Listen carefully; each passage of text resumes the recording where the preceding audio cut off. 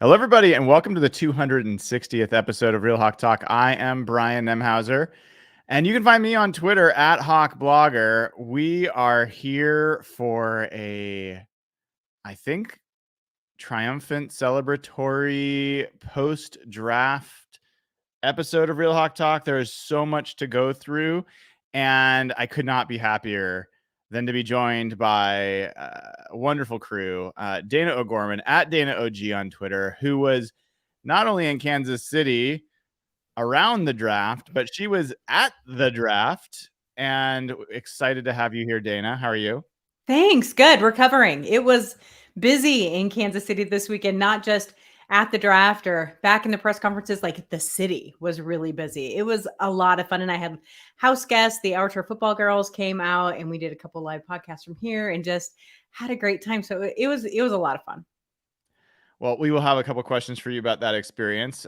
Before we get to those, let's bring in Jeff Simmons at Real Jeff Simmons, who was also working the draft during the draft. And so, folks, we all do this for fun and for charity and all those good things. But if anyone has any questions about the quality of the folks on this show, go no further than Dayna O'Gorman at the draft with a press pass and Jeff Simmons being asked to work the draft and being paid to do so. So we've got very, very, very, very qualified folks that we're very lucky to have on the show. Jeff, dude, it's good to see you again. Thanks, man. It's still, we spent so much time waiting for that draft and it comes so fast. And now it's I don't know what to do with my time. I feel like an emptiness. It's weird. Yeah, I actually was looking at our podcast frequency last year, and it really kind of tanks after April. We kind of sputter a little bit into May, and then June is pretty dead for our pod crew. We'll see how it goes this year. There might be more reason to talk than there has in past years. Let's start here. I there's so many places I want to spend some time. Dayna, I'm sure a lot of people would love to know, what is it like to be at the draft? So this was the second year I was lucky enough to get a pass for the draft. I went to Vegas last year, which was quite an experience and very different than Kansas City. So I think that each city has its own kind of flavor a little bit. But it's really chaotic depending on how many players are actually there. And so in Vegas last year, we would have probably 20, 30 minutes between players, in between interviews, because we were lucky enough to get to interview them after their draft, after they go through their team conversations, and then they have to go to SiriusXM, and then they have to go to YouTube, and then they get to come to us. But we would have some space in between where we could, put out content and that sort of thing. And this year there were so many first round draft participants there that it was lined them up out the door, boom, boom, boom, boom, boom. And so I was cranking out those videos as fast as I could, but it's really nice because you get to put a little bit of a personality with these kids' names. The day before the draft, they do a big Play 60 event, and they did it at Central High School here in Kansas City this year. And so we got to go out, and that's actually when we got to talk to them the most, instead of just the random questions. And, you get to spend a few extra minutes with each one of the players. And that's always a lot of fun. So it does change from all the stats and everything that we look at, the film before the draft. It kind of puts a little bit of a personality with the player, which to me as a fan, I really enjoy. It's cool. It's cool. I definitely thought about the experience at times, whether I wanted to do it. And I'm sure other people have had the same thoughts. We are going to talk about some of the free agent changes that have happened, signings that have happened, but I'd like to start with the draft, and then we'll come back to that. We have a fair number of Patron questions that we're going to get to as well. So we will try to move briskly, but there's a lot to cover.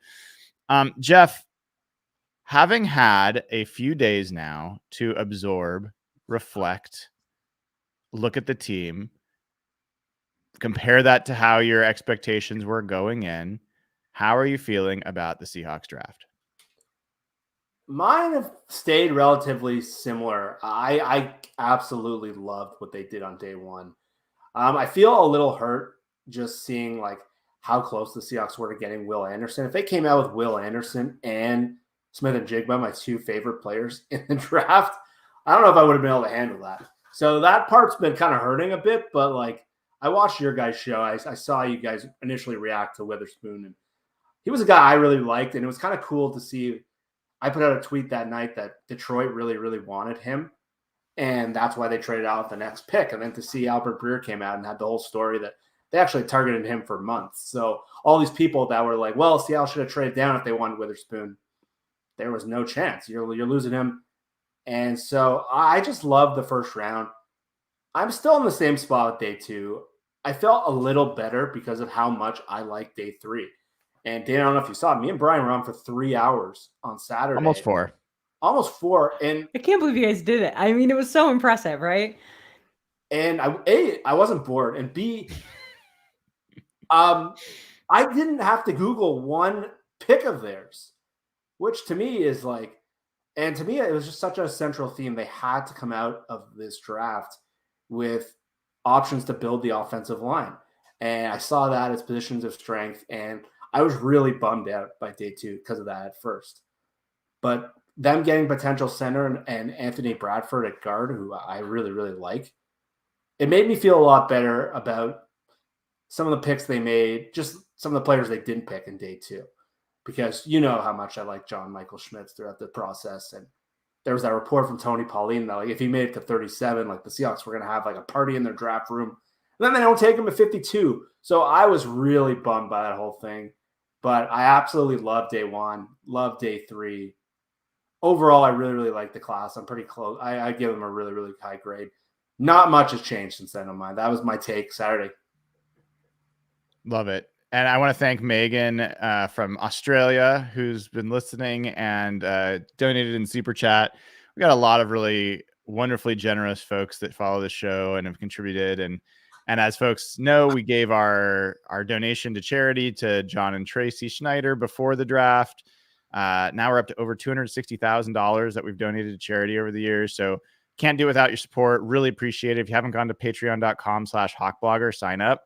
Now is the time to do it. The conversation is hopping there about every player, about every pick, about every podcast you should listen to, about every tweet that you missed. It's a really great place to be. It's a really good, supportive, and positive community. So highly, highly recommend it. And I'm pretty sure there is a Kraken channel.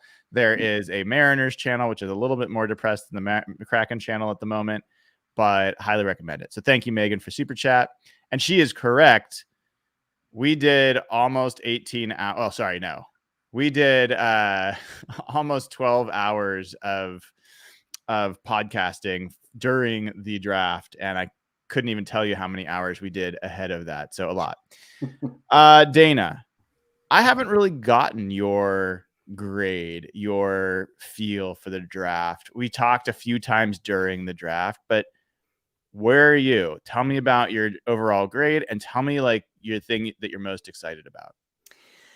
Well, I think when I popped on during the first night, I admitted that not taking Carter at 5 was a bit of a gut punch for me. And I was taking a minute to get over it. That I didn't dislike Witherspoon. I thought he's such a Pete Carroll pick, right? Like it made total sense. But at the same time, I was like, oh, now I'm okay with it. And I mean, unfortunately, the Eagles had a rock star draft. Let's make sure everyone knows that. But I like this draft. I love the first 2 picks. I think that they fit this system really well. And when you get the number 1 player at their position, back to back, that's just fantastic. I wasn't nearly as upset about the running back in the second round as you guys were, but that's because I like running backs and I like really for Nathan to get really upset about things. That makes me laugh. And so that was really fun about that. But I liked this draft. I liked the center that they picked. I know that wasn't John Jacob Jingleheimer Schmidt that you wanted, but it's still a really good center. And I think I have a little bit differing thought on Hall than you guys do. I'm really excited about that pick. I think that he is going to be a fantastic leader. That's all you hear anyone talking about when it comes to him, which gives me a little bit of a Bobby Wagner leadership feel to him. And so that made me real happy. So I'm thrilled with this. I think that they really addressed the positions that they needed. I think that they got their blue chippers that they wanted. And then I think that they paid attention to where at least they felt they needed, some of this depth, and especially on day 3, I think they really went after that. Yeah, I think that makes sense. And I mean, for the record, even live when it came out, I was doing that one solo for day 2. It was rough doing day 2 solo, I gotta say, because it was not my favorite day. And I admitted I like Zach Charbonnet, so it was hard for me to be bummed about the pick. It wasn't who I wanted, that like the position I wanted him to go for, but I really like that kid, and I think he is the ideal complement for K9. Jeff and I talked about it. I linked to a show we did early March where we did a mock draft, and we walked out of there with Zach Charbonnet, and Jeff was going on about how he'd be a great complement, a great fit for what they're doing. We actually talked about Mike Morris at that point, and like it is not just to pat ourselves in the back, but we just spent a lot of time on a lot of these players, and it was kind of cool to see some of those names pop up, and to know that the Seahawks are, we're thinking along with them. There's a few things that I think are important to call out. By the way, I will share a little bit more about my takes about this draft, and they're a little different than most people's, and I think hopefully that's a good thing. I'm sure not everyone will agree, and that's hopefully a good thing. But before we get to that, I think that there's some things that should be set straight, and I think I've seen a lot of misinformation going around. Some of it is about what happened at the 5th pick. And let's start with the Jalen Carter piece. There has been confirmation essentially from John Schneider, from Pete Carroll, from reporters that, cover the team. And we kind of knew this, but it's clear they are looking for a specific type of person, not just a specific type of player. That is a thing. Pete Carroll talked about, I specifically want to be drafting guys that I want to play ball. Like if I'm going to the park, they're a guy I want on my team. That's how he put it. And so anyone that has any questions about that, I think that is the reason Jalen Carter is not a Seahawk. So that's one. 2, there's actually this is not as well sourced, but I think it's worth putting out there. Jalen Carter was not as well graded as a player by the Seahawks as all of us would have assumed. So I think that's something that's been underreported, but is reasonably well sourced based on my conversations. 3, there has been a lot of dust around Anthony Richardson. And there's been a lot of comments out there. There's been literally one sourced report, and it's from Brady Henderson, who, for folks that don't follow Brady is a guy, if you listen to him, he was on a show with Salk a while. Maybe it was Brock when Salk was out. And he talked about how he did the Russell Wilson story and the amount of validation, the amount of double sourcing, the amount of work he did to decide every single quote, every single part of that story that went in. This guy doesn't put out bullshit, and he certainly doesn't put it out there as definitive. He said definitively by source that the Seahawks' other player that they wouldn't trade back for was Will Anderson, not Anthony Richardson. Now, people have heard Pete Carroll say, oh, yeah, we liked Anthony Richardson. He's pretty good. And we've heard John Schneider talk about, yeah, like Anthony is great. That doesn't mean that they wouldn't have traded back. And in fact, the information generally is that the Seahawks would not have taken Anthony Richardson at that pick. So I think that there's a lot of misinformation out there. There is no sourced report other than from Brady that confirms that Anthony Richardson was not the person that it would stick for. So I just think people should be aware, because I've been on that. I've been paying attention. That's pretty key. And then there's one other thing that I think people have misreported, including in the papers, which was John Schneider's made a statement in the post-draft press conference on day 3. Someone asked him about quarterback, and he said, well, 3 guys got taken before us, so, we didn't take somebody. And people have reported that as being, he was talking about the first 5 picks when 3 quarterbacks. He was not talking about the first 5 picks. He was talking about the draft rounds that just happened that day, which was the 5th round, when I'll go back and make sure I have the right names, because I don't remember all the quarterbacks. I remember one of them. Clayton Tune, Dorian Thompson-Robinson, and Sean Clifford. They went in the 5th round ahead of the Seahawks.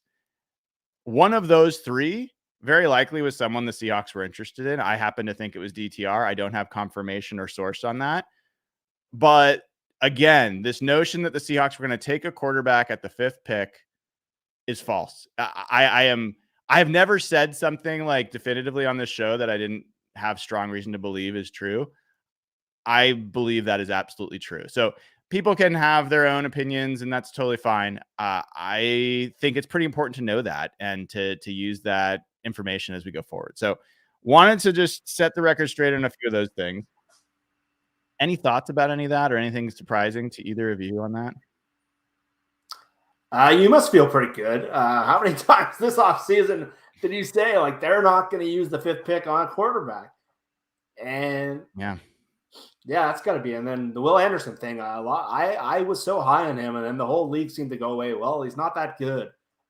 And D'Amico Ryans and Pete Carroll seem to think closer to what I thought. So I feel pretty good about that evaluation. It's still so curious to me that if Houston, the thing I'm just struggling with is Houston really screwed over the Seahawks in multiple facets. We were talking about it in our chat the other day. I don't think it was personal. It was not. Well, they screwed us over with the Cardinals before when they traded DeAndre Hopkins to them. We can't have them screwing us with the Cardinals anymore. Fair. That trade was brutal for us. Like, me and Brian talked about so many times how maybe the best scenario was to come out of the draft with Houston's 1. We're like, there's no way they'll trade their 1 with Cleveland's 1 sitting there. And they do it and then take away Will Anderson from us. It was just like the double stabbing. So, well, I think that's a great point. By the way, I was not saying all those things to reinforce my points of view. I actually come to the point of view that they were going to draft Anthony Richardson. I was like, oh shit, I'm going to lose $500 and at least it was going to go to charity. But $2,000. I was right. You were out there pretty far for a while until we told you, okay, bring it back. But in any event, I think the alternate universes here, guys, are pretty interesting, right? So that was the other thing that I'm glad you brought that up. When Houston drafted CJ Stroud, the Seahawks draft room erupted. They were excited. When they drafted CJ Stroud, because they were worried that they were going to take Will Anderson. And then the Cardinals, there was concern with the Seahawks. The Seahawks were concerned that the Cardinals were going to take Devin Witherspoon if they stuck. So that was a concern. But when Houston traded in, takes Will Anderson, changes their board. And so if Houston had not traded in, everything would point to the fact that Will Anderson likely would have fallen to the Seahawks. The Cardinals, by all accounts, were going to draft Paris Johnson wherever they were. If they draft Will Anderson in that pick, and let's assume they draft JSN at the 20th pick. Dayna, do you think that they would have still drafted another edge rusher at 37? Or what position do you think then? Do you think they go to corner there? Do you think that they maybe draft their center there or a defensive tackle? How do you think that might have changed the way the draft played out? Well, let me say one thing first. So we found out at Anthony Richardson's post presser that he knew the Colts were going to take him. The Colts had told him they were going to take him. They were going to take him at number 4. He had talked to them for a couple of days before. So all the hemming and hawing about all of that is a little annoying because we weren't sure if he was going to drop or if he wasn't. And he said, oh no, he knew he wasn't going past 4. And so then that really, knowing that if we had known that was solid, you know what I mean? That then would have played into all of this too. And of course, we all would have been thrilled had Will Anderson fallen. At 37, I can't even tell you because what I've discovered over the years of watching the draft, and everyone who watches the show knows that I am not the draft people that you are, but I've learned so much in the last couple of years. But once one domino goes, it shuffles everything down below it, right? And so I swear to God, that's why Seattle took a running back in the second round, is because Bijan Robinson went in the first round and people thought he might wait till the second, then you could wait till the third anyway. So I think that it probably would have changed a bunch of drafts. I'm not trying to ride the fence here. I think it would have changed a bunch of drafts at that point. And so I don't know who would have been left back there at 37. I think then they probably still would have gone with a defensive player at that point. but maybe not. It's hard to know. Depends if you believe John Schneider or not, because Oh, Schneider says that they were debating between Charbonnet and Hall at 37. So if Yeah. they took Anderson, they might have, unless he's doing bullshit, which is highly possible because he says that every year. They might have taken Charbonnet at 37. Well, I mean, there is. I'll scream out one. I think likely potential alternative world or universe. If you get Will Anderson at that pick, you're not drafting Derek Hall. I think that's pretty sure. You're not drafting a defensive end there. They're the same skill set. And so what were the strongest positions of this draft? Cornerback. Mm-hmm. Who went a few picks after 37? Julius Brents, Mm-hmm. who has been linked to Seattle quite a bit. So I think that there is an alternative universe where this comes out where you're Will Anderson, JSN, Julius Brents, and maybe it's still Zach Charbonnet. I don't know if the rest of the draft would have necessarily been that much different. But let's play that game for a second, Jeff, especially because you have strong feelings about Will Anderson. How would you feel about Will Anderson, JSN, and Julius Brents versus Devin Witherspoon, JSN, and Derek Hall?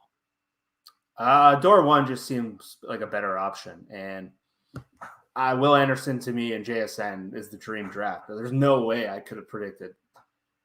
Like I had them at A for day one. That's A+ for day one. And then Julius Brents is a guy me and you really, really liked. He fit like a glove. So that's just a better draft to me.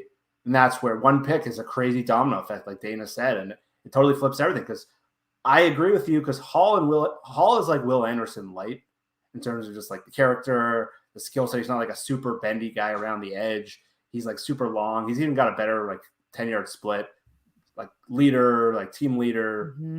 So they probably put Hall on their board thinking, okay, if we don't get Anderson, we're going to get like the light version of him. And that's frankly what he is. Right. At Dayna, my recollection is that was your impression of Will Anderson. You're like, this guy is the real deal. Yes. The great thing about their post draft presser is they had him and CJ come out together. And I think that was really good.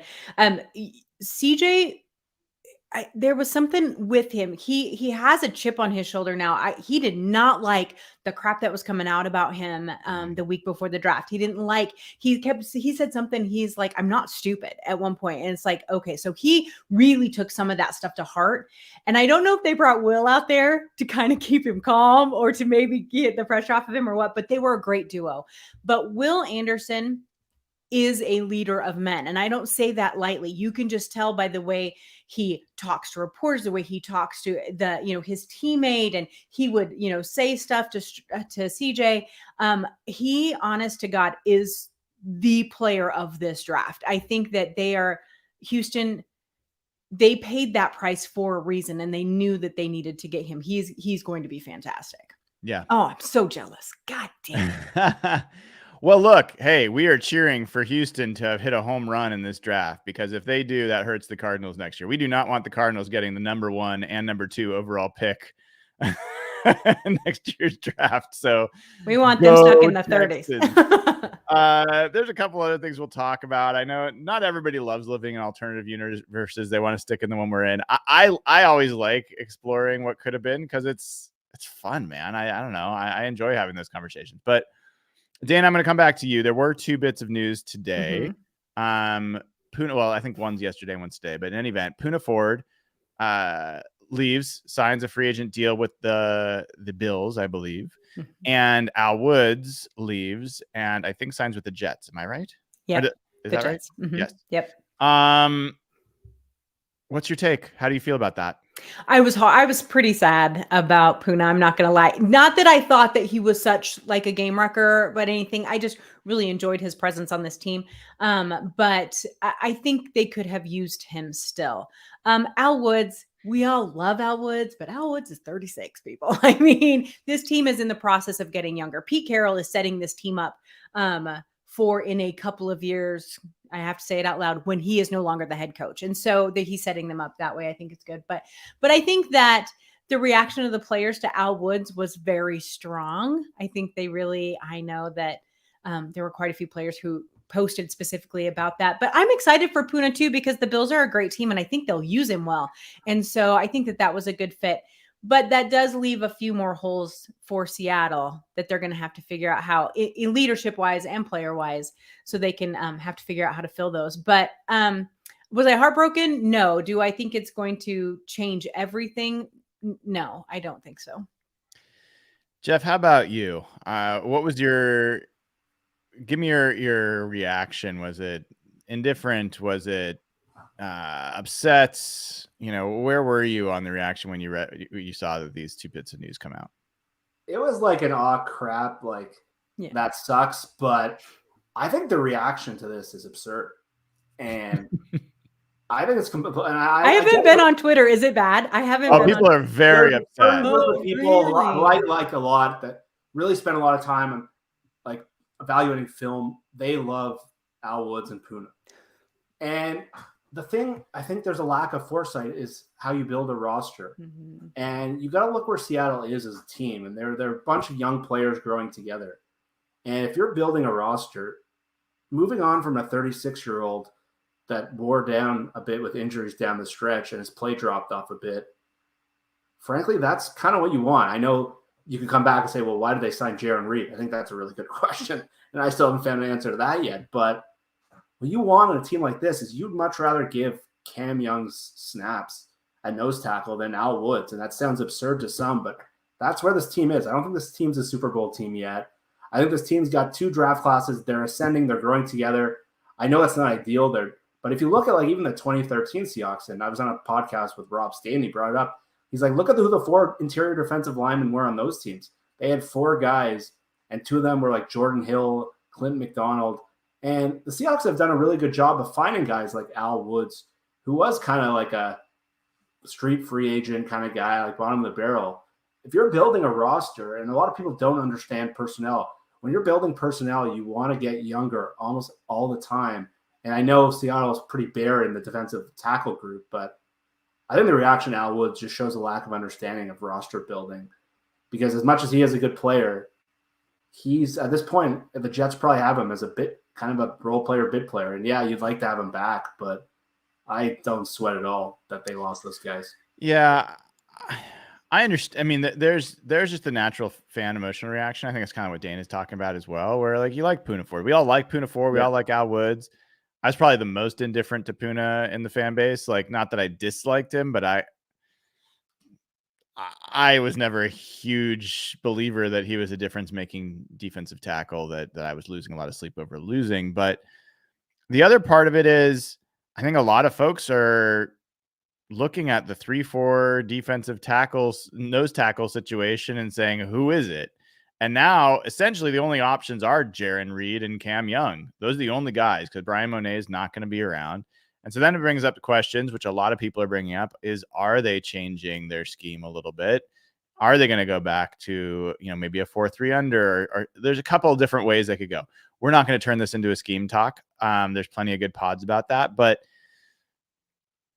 that is a valid question. And the Seahawks have, to some extent, backed themselves into a corner by the way that they've approached free agency, the way that they've approached the draft. And from a cap position, we know that they would have liked to have one or both of these guys back. They don't have the ability to do that. And those are because of choices that they made. So I think, Jeff and Dayna, what I don't want, and this is as a Mariner fan, I'm going to make related to a tweet I said yesterday. Mariners fans are very upset because during the offseason, it was obvious the Mariners weren't a good hitting team. Then they needed to add bats. There were a lot of good options out there for the Seahawks or for the Mariners to sign, especially at the designated hitter position. You don't have to be a good fielder. Just get someone that can hit the ball. And the Mariners went cheap, and they just good option after good option after good option got taken, and they didn't do it. And there, it's kind of a double-edged sword, because not only did they not sign people, but there's a choice because there's no salary cap. It's basically we're just not going to spend enough money to be good there, which is also just really shitty to deal with. And there is this potential that we are going to get into this season, and the Seahawks are going to be bad at run defense again. And people are going to be running up the middle on them, pushing them around. And we're going to be like, well, who do we have there? Well, we have a guy named Cam Young that we just drafted. We got Jaron Reed. Did we ever think this was going to work? Like, so there is that potential that we could get into the season and be like, this was a poorly constructed roster for a very glaring weakness. And the team came out of the end of last season. They said, we need to get more dynamic up front. Other than Draymond Jones, who in the front seven is really more dynamic than who they had last year? Bobby. Yeah. Is he? Yeah, he's more dynamic than Cody Barton. Well, that's fair. That's a fair statement, Jeff. Yeah. I maybe they think they're really going to rely on Jones quite a bit. If you look at their cap situation, they don't have room to go in and get one of these free agent guys. I mean, they do. Of course, the cap is fluid and you can always change it. I just don't feel like they're quite done yet. And maybe I'm wrong. Not. They can't be. Like, how could they be, right? Especially with the way that they drafted. And maybe, they just weren't impressed with some of those guys in the later rounds, or they really only thought there was a handful of them that were any good and they were gone by then. But, I really think that there's going to be more movement there. There has to be, since they have made it so public that this was a focus for them. I think that's right.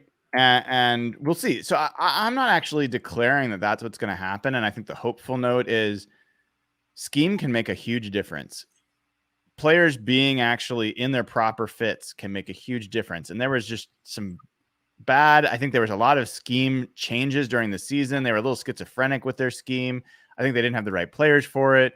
You didn't have a guy like Bobby Wagner, I don't consider him dynamic, Jeff, and Bobby will kill me for saying that. At this point, I don't see him as that dynamic. I do see him as a much better tackler, much better run defender, much better at anticipating where plays are going and reading them.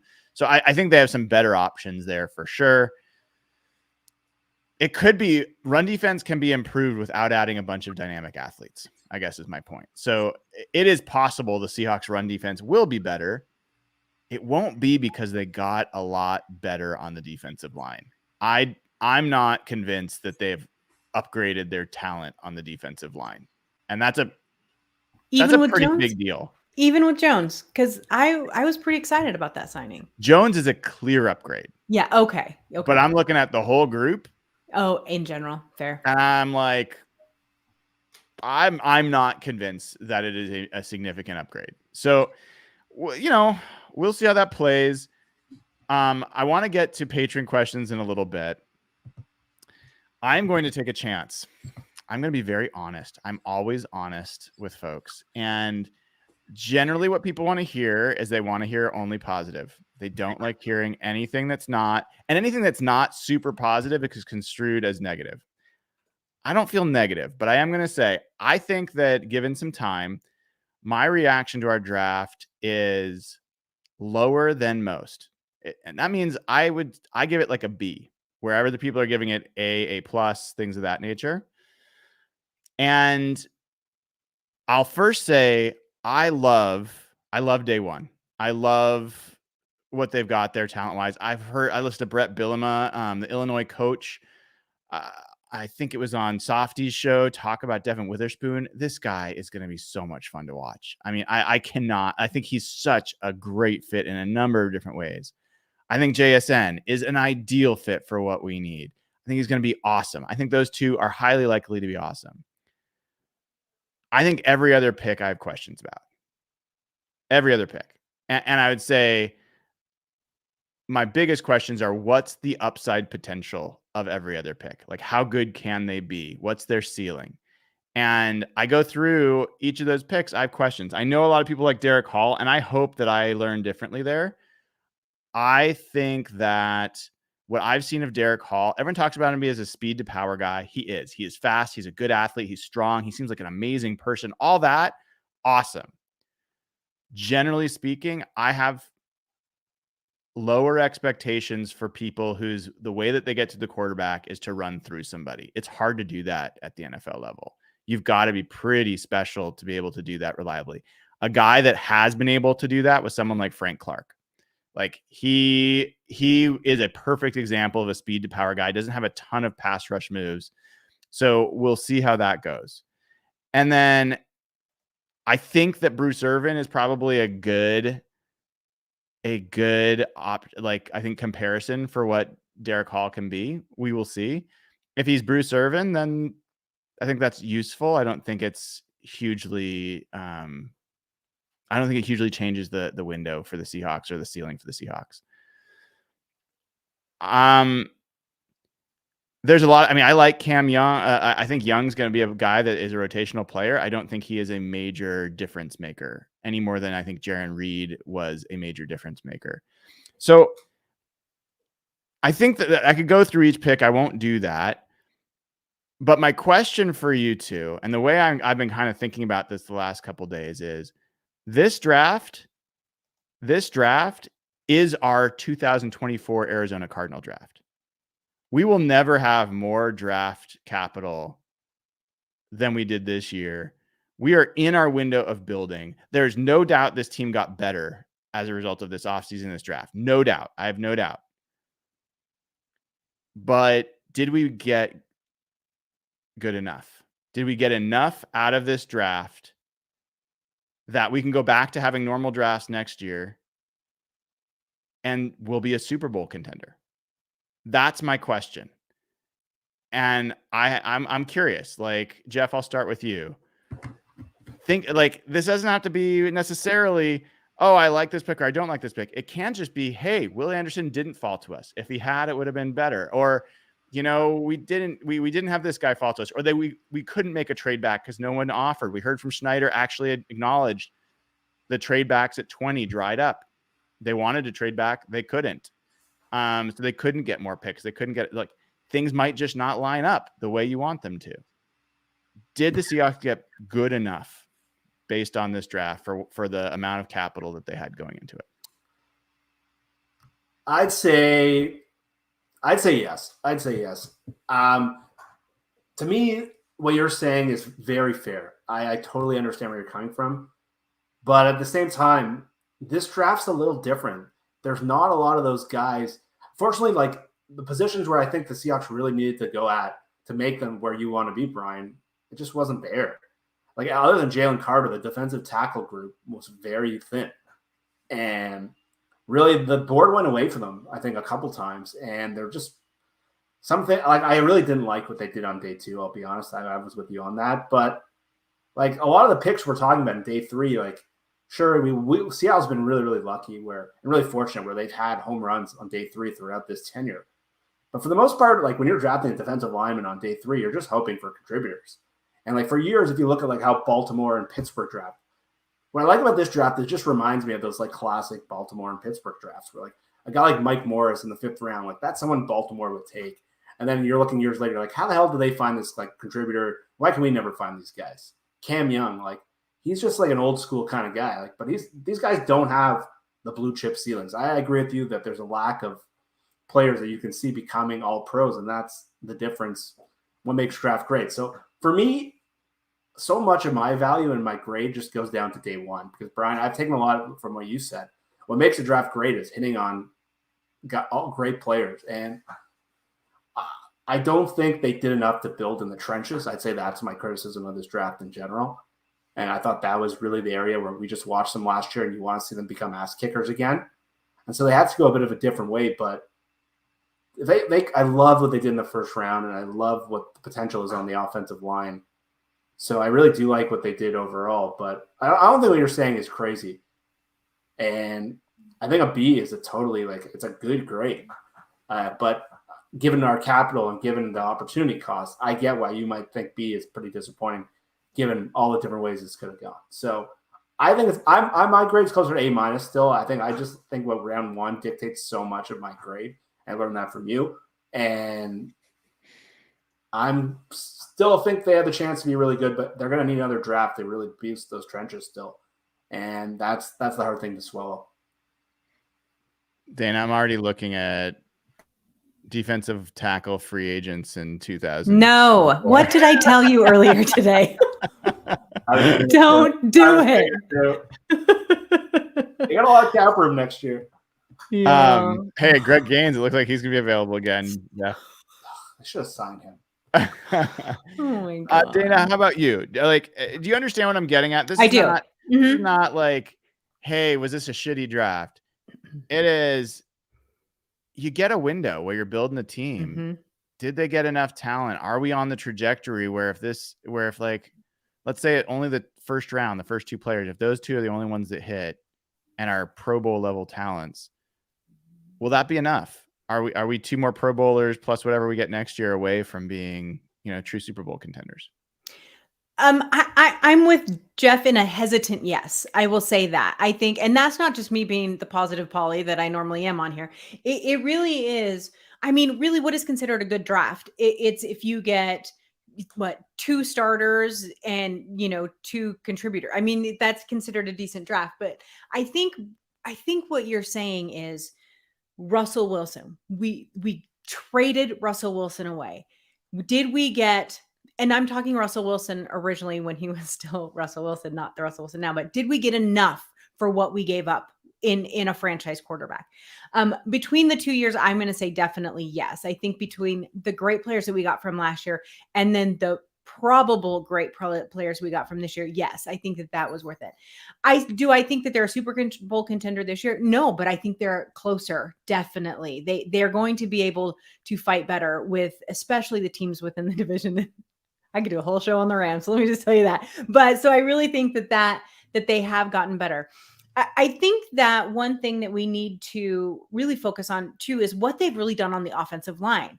They got Anthony Bradford, who people are singing praises about, and then they got Oluolu for a center, which I thought you guys would be like so excited about him for everything I've heard. So I think just that alone has been such a huge upgrade. And I know defense was the issue last year, and God knows I put this in the chat and I got a little flack for it, but this secondary, I had forgotten about Love that they had gotten. I mean, that's how good this draft was for that. So I think it's going to be a lot of fun to watch. Do I think they, are skyward bound this year? No, I think it'll be one more draft, but I'm real happy with what we got in return for now having used that capital, and we have to, like you said, go back to a normal draft, whichever that means. Yeah. I hope you're right. And what I think has to be true for that to be accurate, for that to be where things go, that we're heading in the contender direction, is I think that both Devin Witherspoon and JSN have to be who we think they're going to be. Baseline.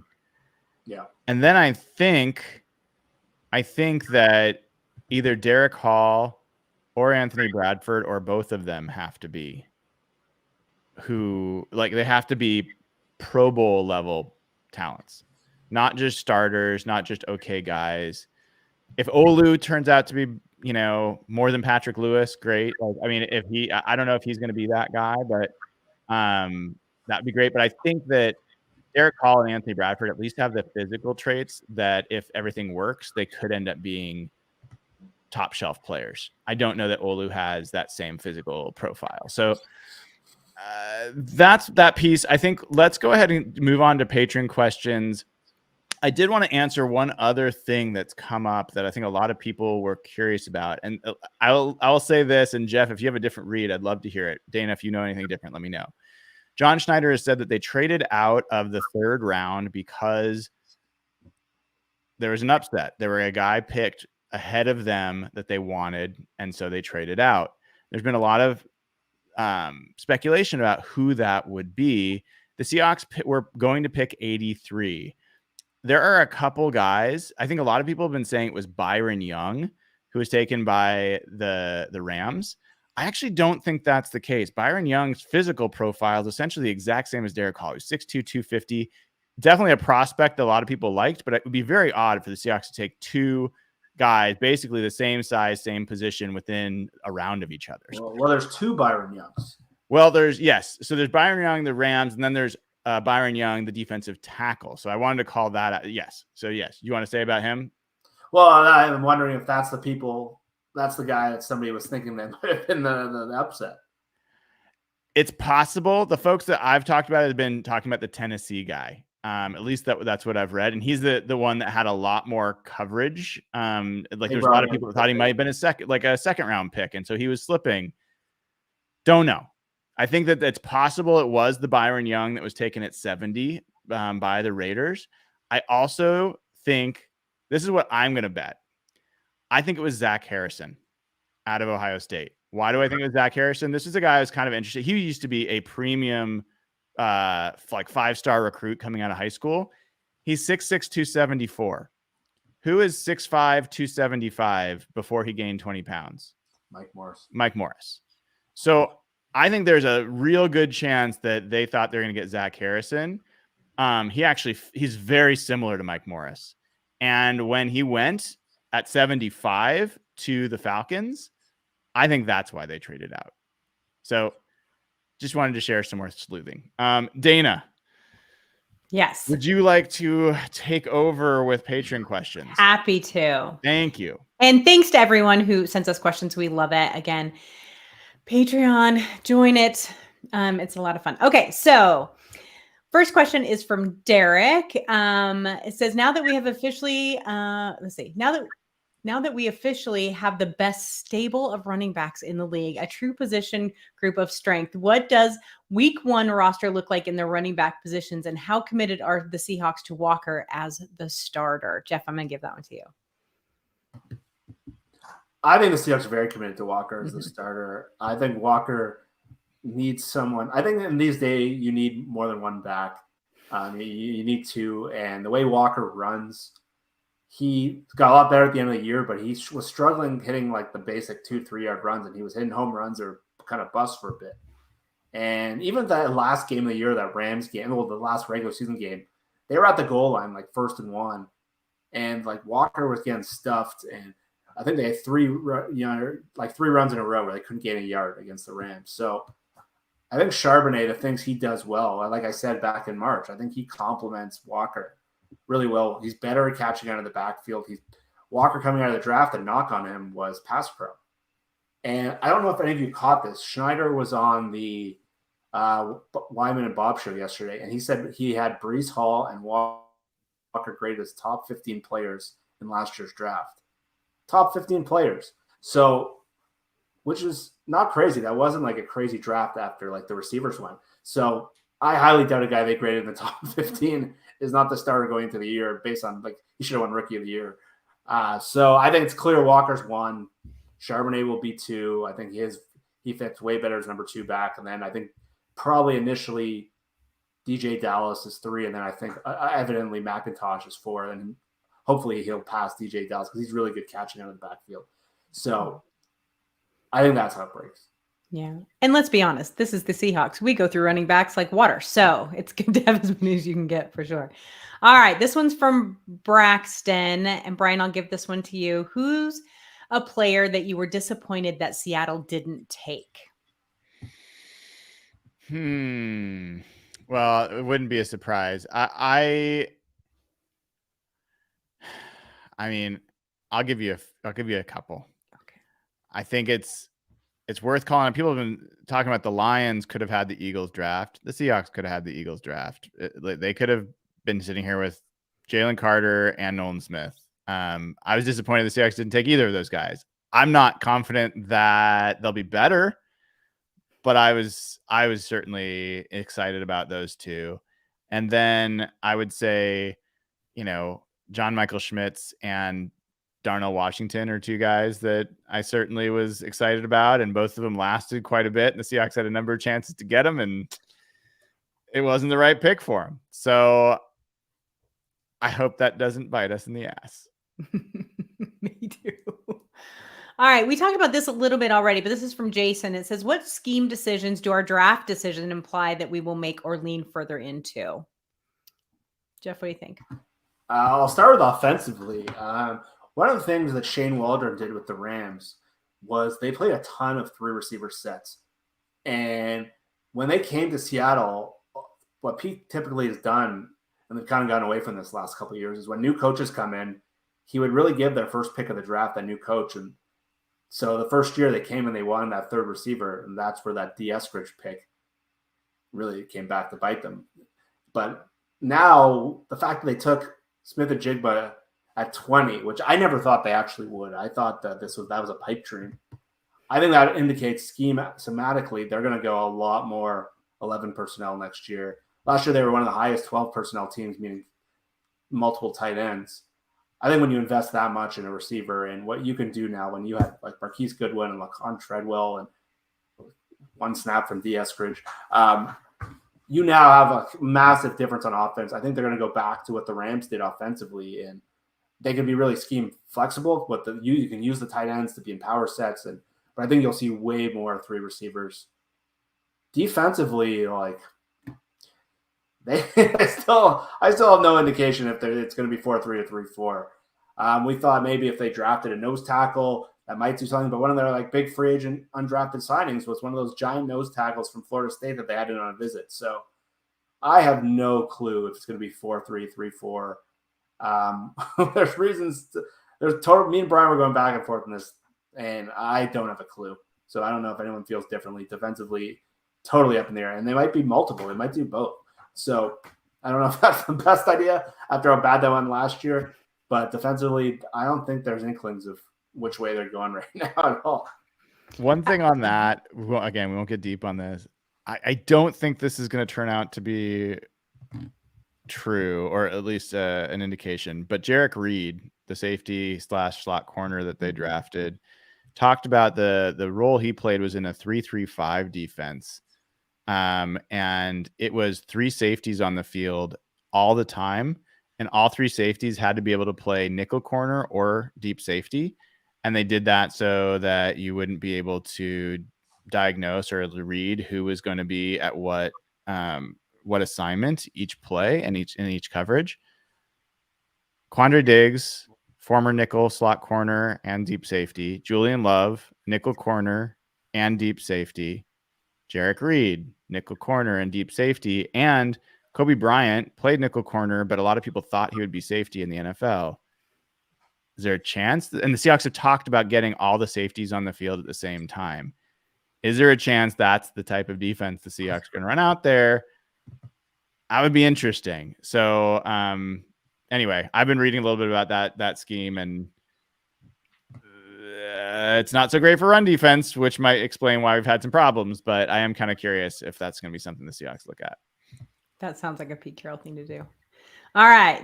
Troy is on a scale of drafting LJ Collier in the first to trading 2 firsts for Jamal. How dumb would it be to design the defense around Jamal Adams for a second year in a row?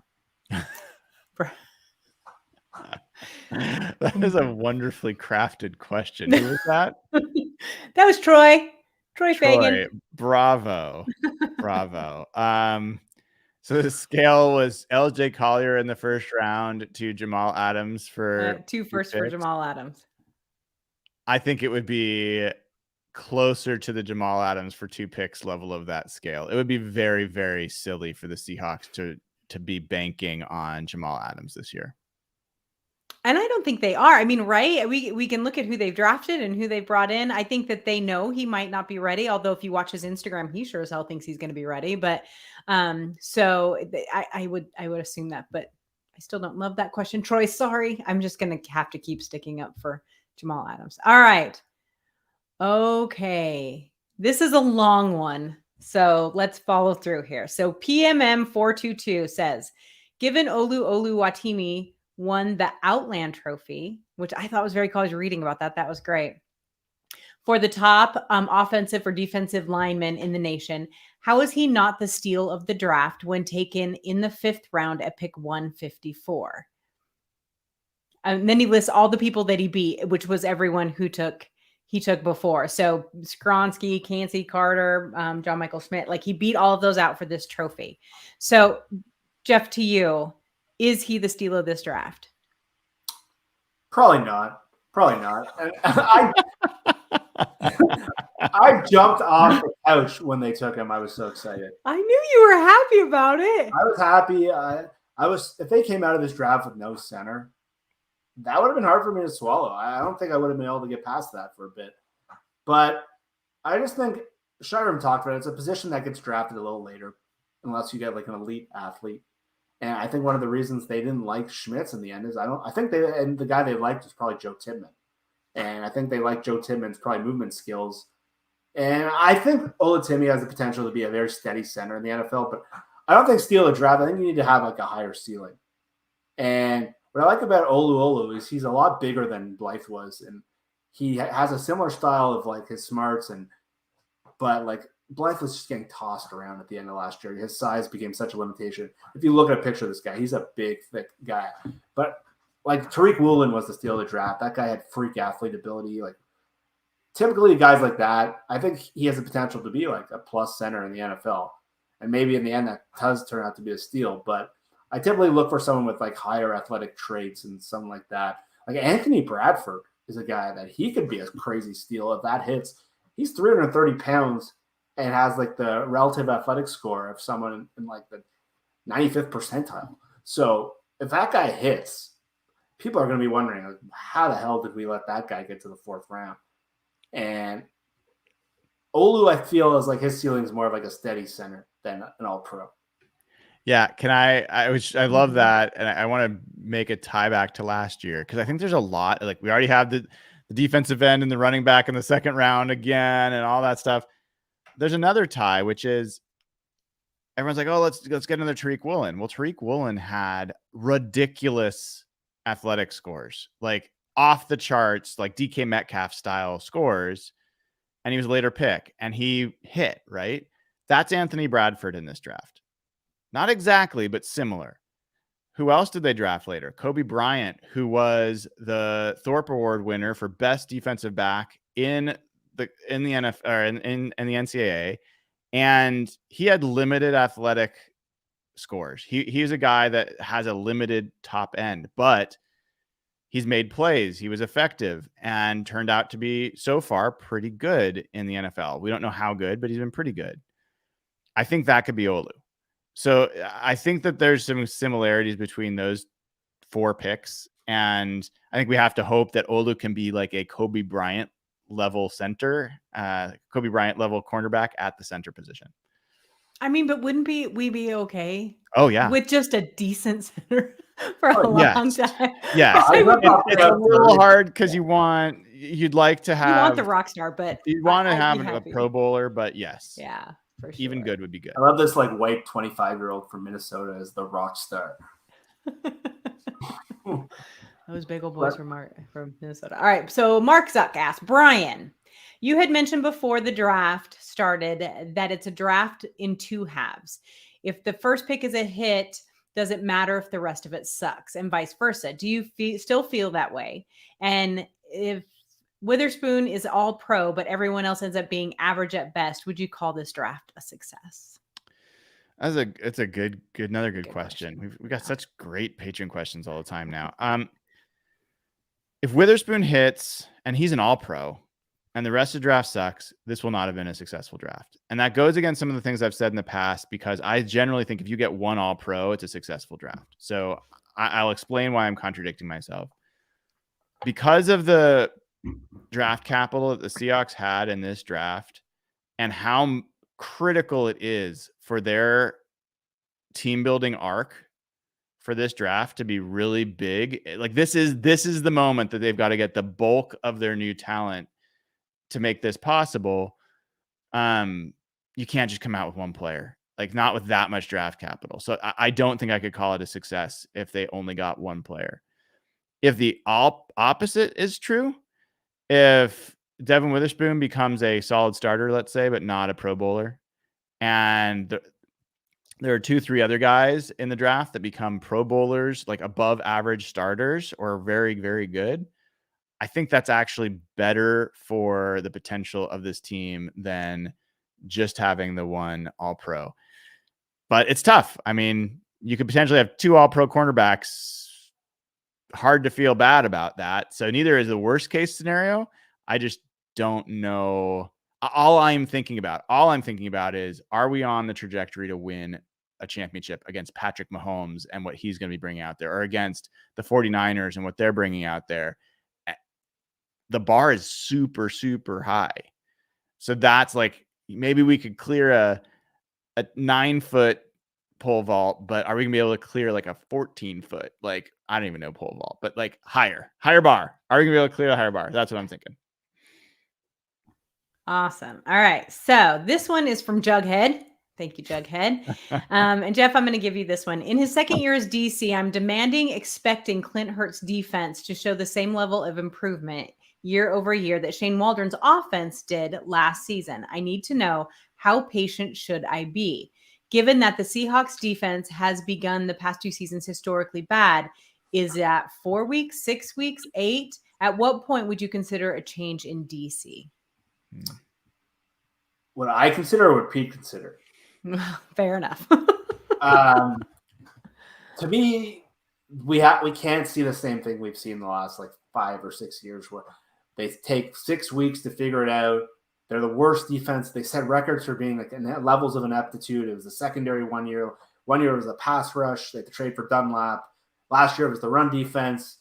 And then they have a good stretch, and then they go back to the same problems. That can't happen. They've just put in such the infusion of players that if they are the exact same as last year, then the Clinton thing just didn't work out. He was just not meant to be above a position coach. And considering where they were last year, where we talked about how bad their linebacker play was, and now they add Bobby Wagner back, and they add Draymond Jones in the front, and Devin Witherspoon at corner, and Julian Love. Like, the talent is definitely better than last year. You can still have multiple concerns, whether it's linebacker, whether it's interior defensive line. You have to imagine that you get a little better play out of Derek Hall than maybe that Bruce Irvin did, but who knows? That might not happen. But with the talent they have and a year to learn scheme and a year of working together, if they don't take the jump that they took last year, then this year was a massive failure. And considering what they spent on free agents and how it limited other things that they could do and how much they invested on that side of the ball, there should be an expectation that's better, especially with a defensive head coach that hasn't had a good defense in quite a while. So there is a ton of pressure on Clint Hurt. I think it can't have that start that they have every year. And we're going to see the schedule come out next Thursday. So we'll get an idea of who they're playing. Their schedule is a lot harder this year. So there is a ton of pressure. Bobby being back, that leadership, they've run a ton of good players in the room that they didn't have last year. They better get this right, because it hijacked their season last year, and it was a rebuilding season realistically. But now they're at a different point. Brian talked about it. This was the most important draft, arguably in franchise history.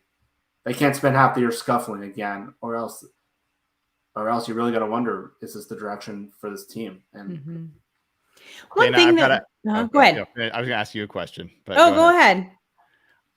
I want to know if the Seahawks end up having a top 3 offense, like one of the best, and a bottom 10 defense. How is Dayna O'Gorman feeling? Dayna O'Gorman is sad because I do love the defense. And I was going to say, here's the thing. Clint Hurt was only here last year. We can't blame the 5 years previous or 3 years previous on him. And so I saw this argument on Twitter, and I was reading through it, and they were fighting over whether or not it was Sean Desai's fault that the defense was so bad, and that's why they got rid of him. He got a promotion, guys. That's not what happened here. Pete Carroll's not going to stop anyone from getting a promotion. But it was an interesting conversation that I think people, to Jeff's point, they're desperately trying to find a reason why this isn't working. Why is it still not working? We've changed coordinators. We've done this. We've done that. And I think that you guys have hit it on the head a million times. It was just talent level.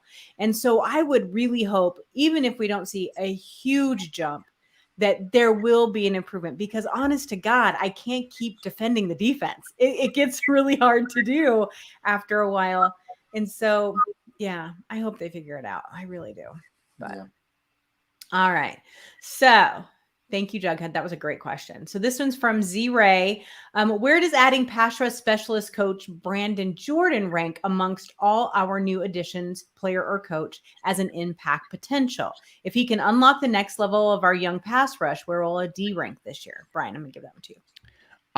It's another really astute question and observation, because this guy is a very highly thought of pass rush coach. He's worked with a lot of current Seahawks, potential, Seahawks, former Seahawks, other players in the league, well regarded. I think that the Seahawks generally have not had great assistant coaches. At least they have not hired, I don't think, great assistant coaches. They've done better on offense than they have on defense. I'm curious. I think Carl Scott's been an interesting addition. I'm curious how that's going to play out. I think there's some positive signs there. My favorite assistant coach on the Seahawks right now is Andy Dickerson, offensive line coach. I think he's outstanding. I love the guy. And there's a chance this guy could be as impactful as I think Dickerson has started to be. You look at the players that the Seahawks have drafted on the offensive line, even Olu, who are like, hey, well, maybe he doesn't have the best athletic. They know that. They know that they necessarily didn't want to get 5th round center, but that's like where it ended up. And so they took a good guy. Every single offensive lineman they've taken pretty much, we've been like nodding along, like Abe Lucas, Charles Cross, Anthony Bradford. Like, so I think that if this guy on the pass rush can have an impact and make Derek Hall a better player than he was in college, if he can help Darrell Taylor go from good to amazing, yeah, I think that he could be a really, really critical piece to this, because Pete's a secondary coach. When the Seahawks were at their best, they had Dan Quinn as a defensive line coach. They had Pete as a secondary coach. They've never been able to get, even Clint Hurt, who's a defensive lineman, never been able to get back to getting really good quality defensive line play. And so this could be part of that. Love it. Okay. So next question's from Robin. So given the loss of Puna and Big Al to other teams, do you have any read on possible trades for a DT or interior D lineman? Reading between the lines of some of JS's Snyder's interviews, I think this is a real possibility. We talked about this, just a hint, but Jeff, I want to know who do you think is out there either as a free agent or a trade? I don't see them really doing a trade right now. Maybe somebody wants D. Eskridge, run for it. But, it's like, but who is out there? On the trade front, it's impossible to predict. One of the better trades that they made early in this regime was the trading Kelly Jennings for like Clinton McDonald as like a.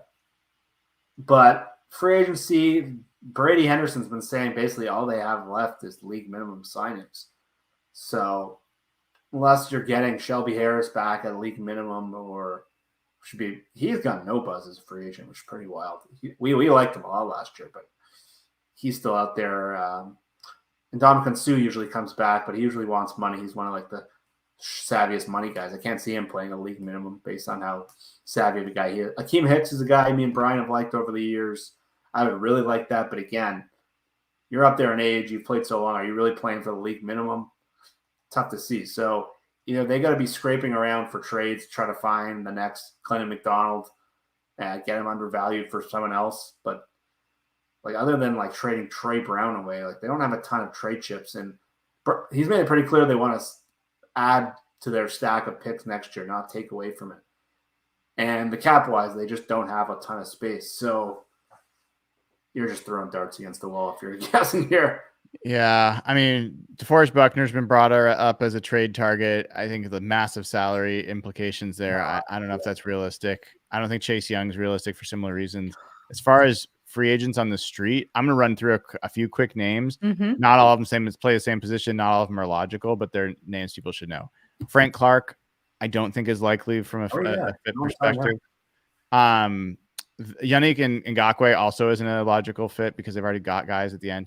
Jadeveon Clowney could be a fit. I don't think from a money perspective, but I think he could fit. He's definitely could play 3-4. We know that.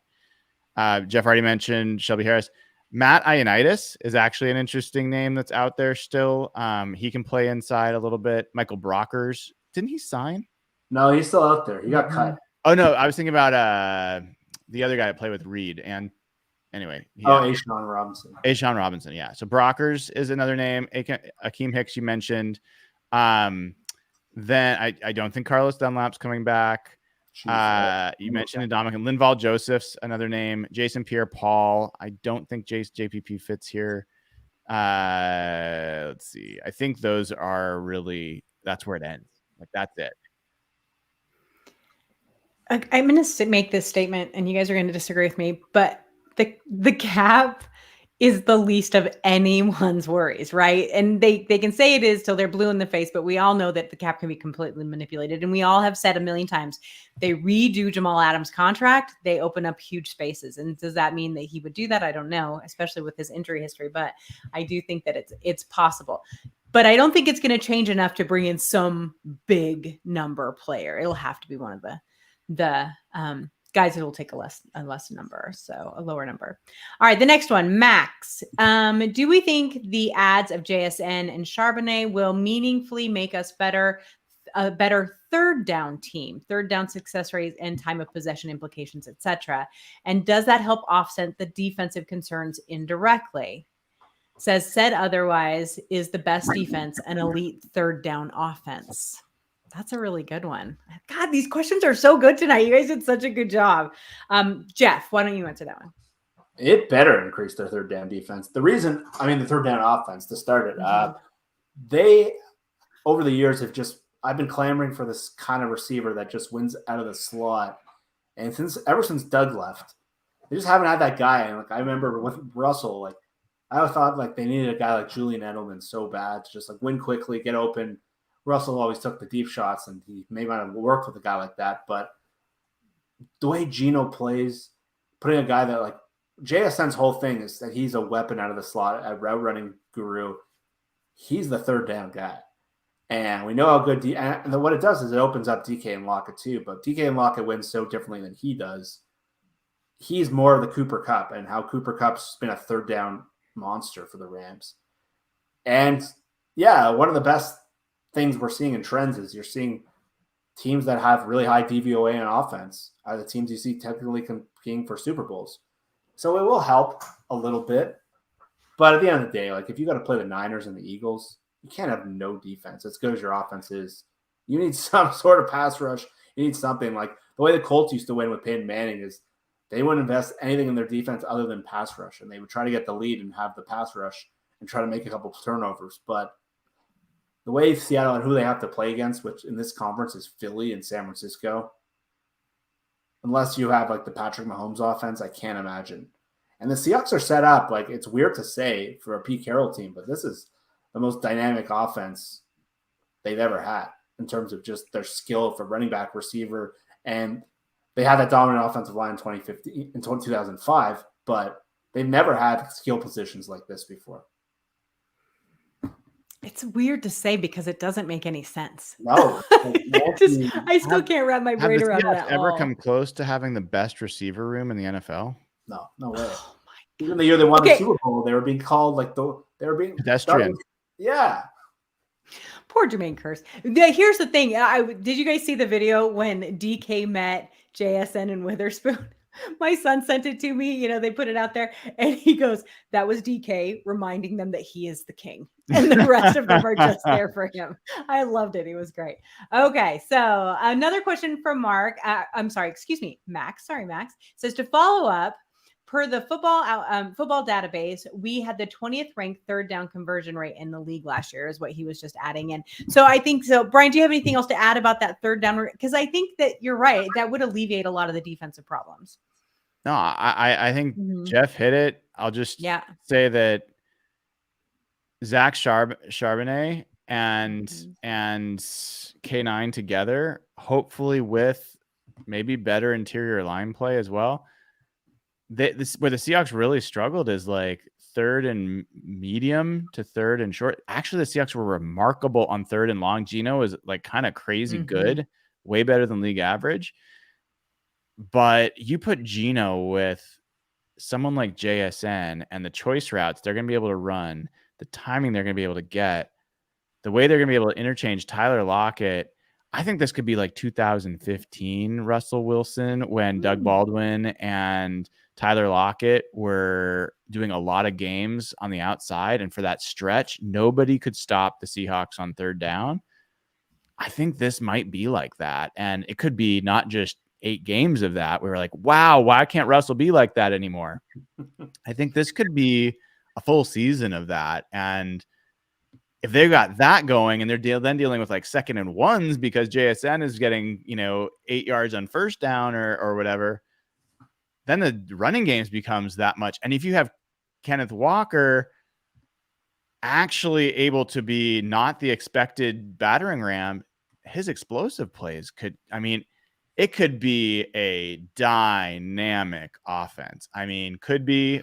I think I would go far as to it should be a really dynamic offense. It makes no sense. We're gonna have to just become offensive fans, Dayna. Oh, damn it. Love what you have. Love what you got.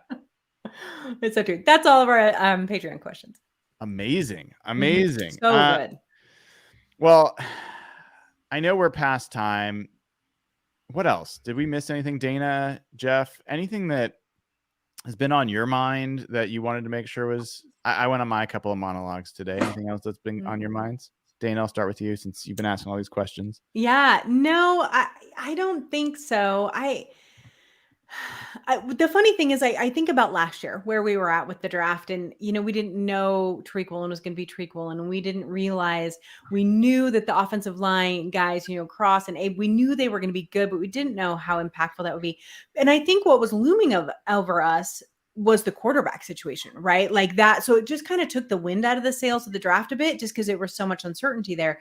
So what's interesting me in this one is, even though not everyone loves every pick and where they were taken, there's a different level of optimism, which I really enjoy, of course, obviously. But I think it's also when you're settled in certain positions, and bringing Bobby back does settle that to a certain extent, even though he's older, Bobby, he's still, is such a force there.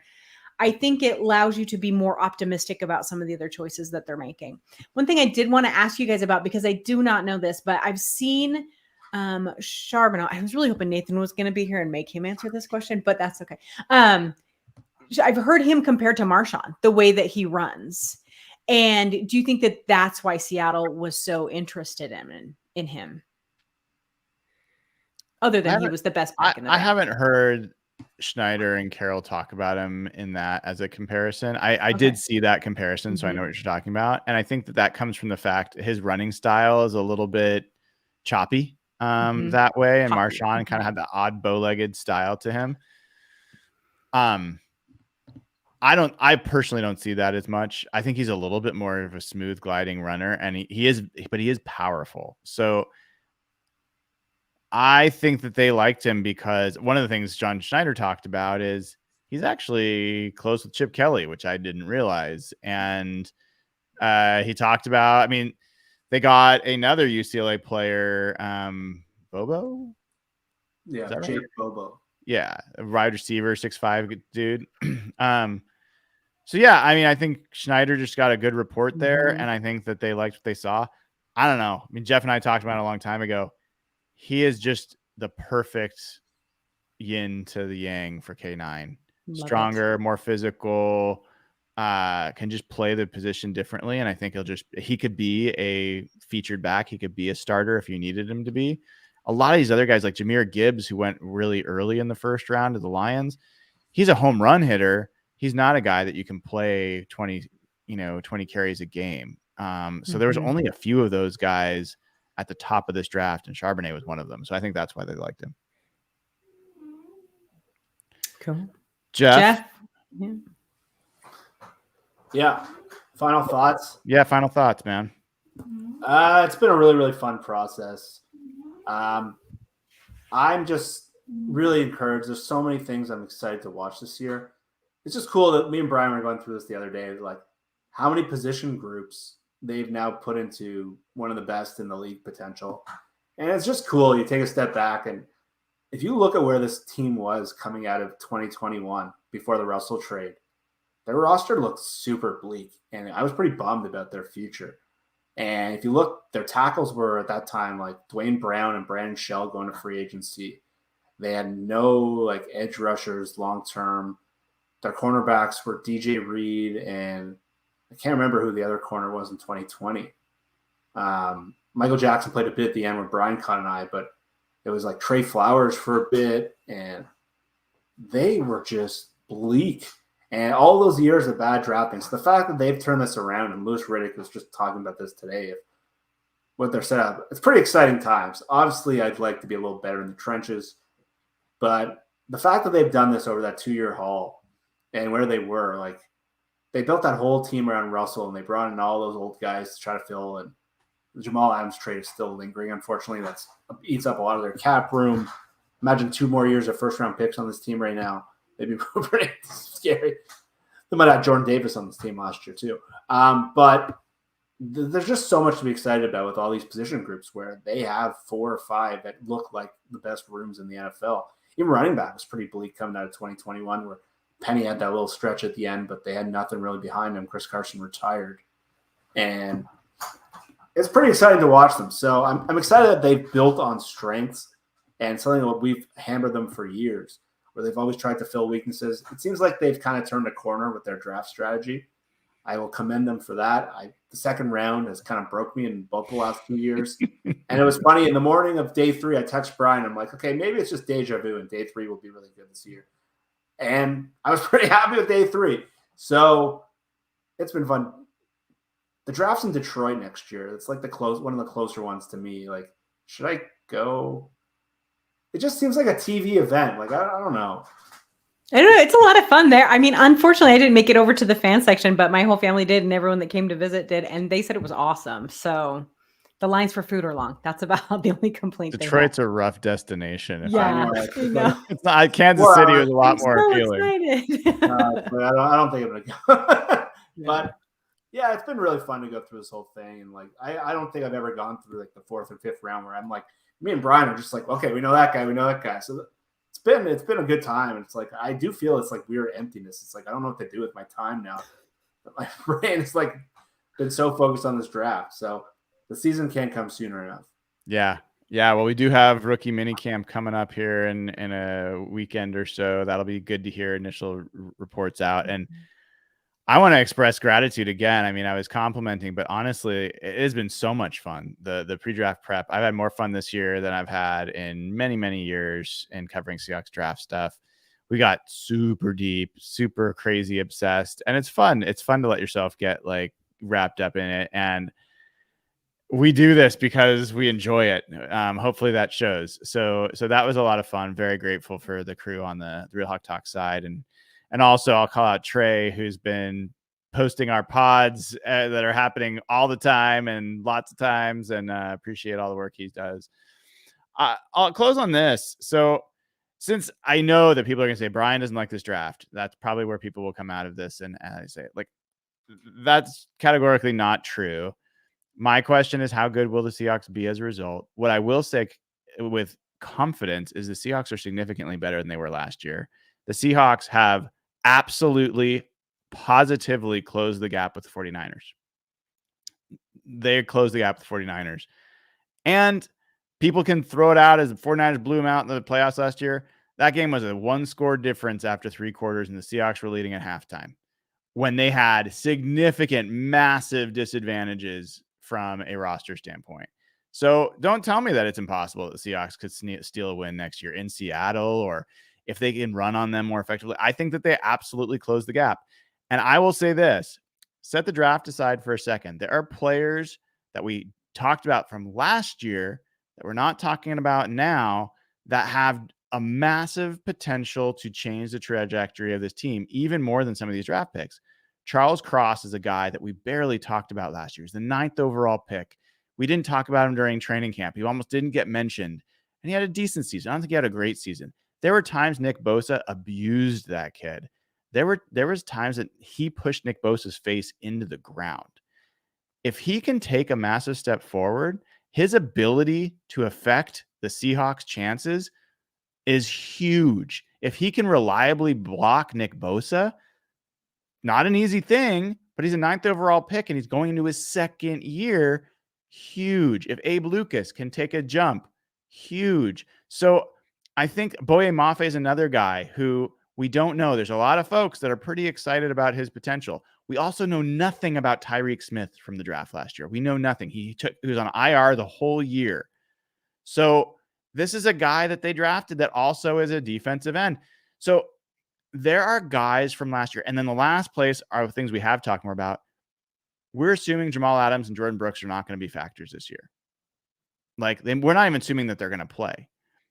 If either or both of those guys not only play, but play well, it's a massive, massive impact to the ceiling of this team. So there's a lot of reasons why this team could be 2 or 3 wins better from a quality standpoint. Now their schedule could be 2 or 3 wins harder. So we'll see where that all washes out. But there is a reason to feel really positive as a Seahawks fan. There's a reason to actually trust all the positivity coming from everywhere around. People saying that the Seahawks knocked this draft out. The Seahawks crushing it. Louis Riddick, as Jeff was sharing, tweeted out again that the Seahawks crushed it for another year in a row. That's all true, and we should celebrate that. And we need more. And we need more. So I'm always going to be looking for how can we get more? How can we maximize? So I'm excited. I'm excited to keep talking about it with all of you. We will see. I think the next thing that's going to happen is the Seahawks will sign some defensive linemen. We'll see how that goes. We're going to see how this rookie minicamp goes, where they bring in their undrafted free agents too. They're going to be looking at that. That will be a determination for them about how hard they need to go into the veteran free agent pool. And then we'll go from there. So really, really appreciate Dayna O'Gorman at Dayna OG on Twitter and Jeff Simmons at Real Jeff Simmons on Twitter for coming on, doing another long podcast because we are obsessed, and we appreciate all of you for coming in and joining the show. Give the show a like, click subscribe. We're growing. We're building the community. Go to patreon.com/hawkblogger. Join right now, get immediate access to the Slack channel, and talk with all the other fans. If you can also, please give us a 5-star rating on Spotify, Apple Podcast, any of the places where you get your podcast. That helps build the community as well. So thanks to everybody. Take care and go Hawks.